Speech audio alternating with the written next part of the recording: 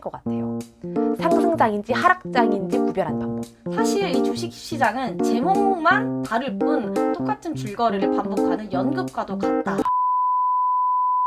미국의 전설적인 투자자 워렌 버핏이 있다고 하면 유럽 헝가리에는 코스톨라니가 있다고 합니다. 어쩐지 이름이 신기하더라. 톨라니? 1929년 경제 대공황 이후로 주식시장이 굉장한 침체기를 겪었었는데요. 그때 그다지 유명하지 않았던 코스톨라니는 한 30명 데리고 세미나를 했어요. 이제 조만간 주식 오르니까 사야 된다 라고 얘기를 했는데 그때가 다우지수가 580밖에 안 됐다고 합니다. 지금 얼마니? 3만. 몇 배 올랐니? 야, 계속 뭘 먹어. 그때 태어났었어야 되는데. 단단히 잘못 태어났어. 네. 그런데 사람들이 하다가 그래도 뭐 한번 해보자 했는데 진짜 2달도 채 되지 않아서 다우가 2배 이상 상승한 그런 전설적인 사례가 있죠. 우리가 거기 갔었어야 됐다. 우리를 왜 초대 안 했네. 그때 되면 이제 전생이에요, 전생. 그래서 이거를 기점으로 코스톨라니는 점점 유명해지기 시작했습니다. 그냥 65년간 주식 시장에 몸을 담갔고요. 그리고 증권거래소 저희는 뭐 거의 한두 개만 이용하잖아요. 뉴욕 거래소, 뭐 한국 거래소. 근데 78개. 정정하시노. 를 많이 담갔을 만큼 정말 경험이 많으신 분이다라고 볼 수 있을 것 같습니다. 즉 그의 인생이 곧 주식이다. 주식 말고 주식이다. 네. 이렇게 전설적인 분이 남기신 명언 많습니다. 또 명언과 투자 방법들을 엮어서 오늘 한번 소개해 드릴까 하는데요. 정말 유도리 있게 시장을 좀 보시는 편입니다. 특히 거래량으로 만든 코스톨라니 계란 이론이 있어요. 귀여워. 네, 만약에 매도에서 정말 고민하고 계신 분들이라면 나중에 이 코스톨라니 계란 이론을 좀 더 쉽게 설명해 드릴 거니까요. 꼭 영상 끝까지 봐주셨으면 좋겠습니다. 네, 그러면 첫 번째 명언입니다. 텐션을 주지 말고 낚시하는 법을 알려줘라. 이것도 사실 중국의 명언이긴데 이거를 주식시장으로 표현한다면 추천 종목을 줬지 말고 스스로 추천 종목을 만들어라. 여러분 뭐 여의도 급등기 이래가지고 막 여러분 함께 하셔야 됩니다. 인생을 바꿔봅시다. 3000% 막 상승 이런 거 있잖아요. 뭐 그런 것들도 뭐 있겠지만은 스스로 사회 변화를 빠르게 캐치하시고 좀 상상력을 동원해가지고 앞으로는 어떤 게 잘 나갈까? 이게 잘 나가지 않을까 하면서 추천을 해보라는 겁니다. 스스로. 그래서 한 상상력을 좀 발휘하는 법의 예를 들어보자면 유가가 지금 오르고 있잖아요. 많이 오르고 있는데 그러면 오히려 반대로 친환경 쪽도 괜찮지 않을까 이런 상상력. 왜냐면 이제 유가에서 친환경으로 넘어가는 추세인데 유가가 올랐잖아요. 그러면 친환경은 적어도 유가만큼은 하겠지라는 인식으로 유가가 오르면 친환경도 오른다. 유튜브에 제가 맨날 보다 보니까 이상한 기능이 있더라고. VR 기능. 나 옛날에 한번 눌렀다가 아무것도 보이지 않아. 근데 이게 지금은 되게 인기가 없고 안 하는데 나중에 콘텐츠들이 VR화로 바뀌잖아요. VR 시장에서는 이거 렌즈 있어야 되잖아요. 그래서 렌즈도 필요하고 또 원활하게 접속하면 5G. 지금은 죽 쓰고 있지만 그래도 일어나겠죠. 이처럼 투자자의 동목 중에 상상력이 반드시 필요하다고 했고요. 2가지가 더 필요해. 바로 예리함과 직감입니다. 예리함은 그냥 논리예요. 그냥 갑자기 그냥 막 이거 사야 돼! 가는 거야! 가자! 야! 이게 아니라 이렇게 생각해야 돼 보니까 지금이 매수 타점이야. 혹은 지금 팔아야 됐다. 이렇게 생각해서 하는 거고요. 직관은 말 그대로 경험이에요. 경험을 토대로 이제 여러분 딱 봐도 뭔가 말로 하지 않아도 좀 주식시장에 오래 있는 분들은 감이 오잖아요. 직관도 코스톨라니는 굉장히 중요한 덕목이다라고 얘기를 했습니다. 그래서 그분이 이 3가지 덕목, 뭐 그 외에도 뭐 돈이나 행운 이런 것도 다 모아가지고 뭐라고 불렀냐면 소신파. 소신을 지키는 사람들? 그 조선시대로 하면은 뭐지? 사육신? 아닌데. 네, 그 소신파는 좀 안 좋았지만 이 소신파는 투자에서 좋았다고 합니다. 그리고 지키지 않는 사람들 아주 무시무시한 단어를 만드셨더라고요. 뭐요? 부화뇌동. 뇌동. 부화뇌동파. 네, 여러분 이 뇌동 매매가 여기서 어원이 왔나 봅니다.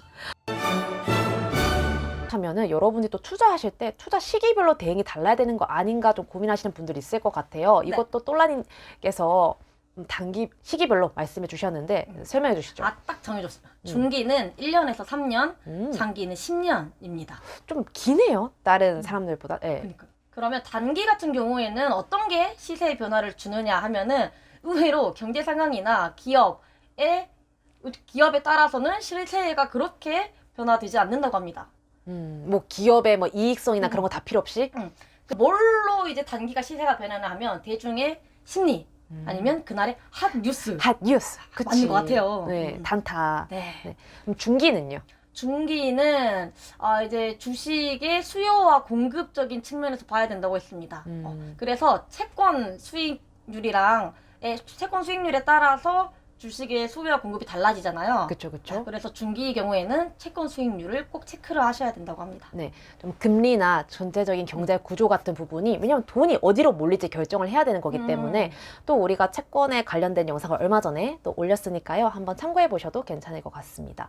네, 그리고 좀 그나마 저희가 제일 많이 추천하는 방법이죠. 장기. 네, 장기 같은 경우에는 그렇게 말하는 기업의 뭐 이익성, 그다음에 뭐 앞으로 경제 산업이 어떻게 발전될 것인가 그런 것들을 좀 보는 게 좋다고 합니다. 미국의 뭐 연방 은행 총재조차도 3개월 뒤 금리는 어떻게 될지 모른대요. 그래, 지금 모르시는 것 같다. 정책 뭐 쓸지 몰라. 그래서 그냥 금리, 뭐 경제 몰라. 하지만 기업이 앞으로 어떻게 발전될지는 그나마 저희가 조금 예측해 볼 수 있잖아요. 네. 이것도 지금 많이 좀 고민을 하실 것 같아요. 상승장인지 하락장인지 구별하는 방법. 대량의 주식이 소신파의 손에 있던가 혹은 부하 내동파의 손에 있던가. 여러분의 부하 내동파 있으면 장이 안 좋아질 거라는 그 신호구나. 상상이 맡기겠습니다. 지금은 근데 어떤 장일지. 예, 한 뭐 2년 전만 해도 이게 감이 안 돼. 지금은 많이 섞였어요. 많이 똑똑해지신 이제 부하 내동파. 부하 내동이 그러니까 부하 혼합. 내동이 아니지. 소신 내동. 소신 내동이 합쳐진 약간 결합체들이 생겨가지고 그게 해서 더 어려운 시장인 것 같습니다. 또 얼마 전에 약간 대표적인 부하 내동 사건이 있었잖아요. 우리 국민 주식 3전 11만 원 간다 해서 9만 원에 얼른 담으라고 하시던 분들 어디 갔습니까? 어디 갔습니까? 그 추천하셨던 그분도 어디 갔습니까? 네. 부하 내동이었지 지금 보니까. 영일치는 3전 고평가됐다고 했습니다. 그리고 코스톨라니는 최적의 매도 시기와 관련해서도 명언을 남기셨는데요. 사실 이 주식시장은 제목만 다를 뿐 똑같은 줄거리를 반복하는 연극과도 같다라고 하셨습니다. 이쯤 되면은 윤호윤으로 지금 대결을 하셨는 것 네, 같은데. 명언 제조기인데요. 근데 왜 우리는 계속 당하는가? 사람은 망각의 동물이라서 그래. 똑같은 줄거리인데 왜 당하는가? 그렇잖아요. 맨날 뭐 하락했다가 올라갔다가 이렇게 하는데요. 우리가 보통 이렇게 생각을 해요. 시중에 유동 자금도 없고 그리고 뭐 금리가 올라요. 그러면 사람들이 이제 더 떨어질 거야 이렇게 얘기를 하잖아요. 근데 오히려 그때가 살 때라고. 살 때다. 왜냐면 나쁜 뉴스에서도 더 이상 떨어지지 않을 때가 있어요. 왜냐면 이미 그 부하내동파들이 팔아서 떨어지는 거잖아요. 근데 부하내동파들이 이미 손절하고 나간 거야.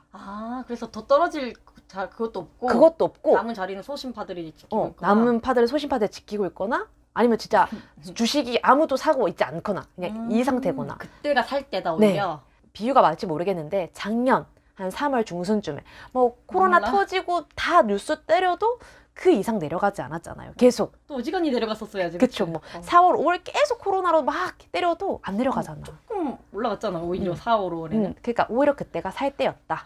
왜냐면 금리를 그때보다 또 내리기 시작했으니까요. 그럼 팔 때를 한번 생각해 볼게요.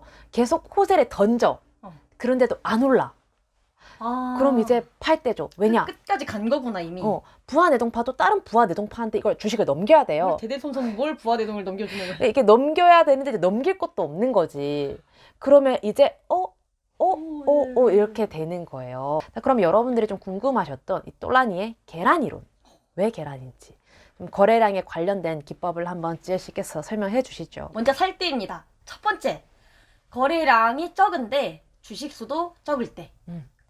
그 다음에 두 번째는 거래량은 폭증하는데 주식수는 적을 때입니다. 어쨌든 둘 다 주식수는 적어야 된다. 다음 팔 때입니다. 팔 때는 첫 번째, 거래량 폭증하는데 주식수도 폭증해. 그러면 나가요. 알았죠? 팔 때. 왜냐면 이때 이 거래량 안에 부하내동파 다 들어와요.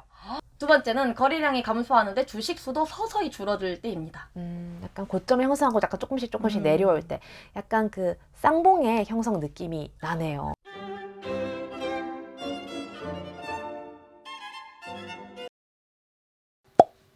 하락을 할 때 거래량이 그래도 많이 붙잖아요. 그러면 이거는 괜찮아요. 왜냐면 하락해도 거래량이 많이 있으니까 그걸 받쳐줄 쇼크를 받쳐주는 역할을 하는 거죠. 근데 하락을 할 때 거래량도 없어. 그러면 받쳐줄 양이 없기 때문에 내려가 버린다는 거지 더. 네, 맞아요.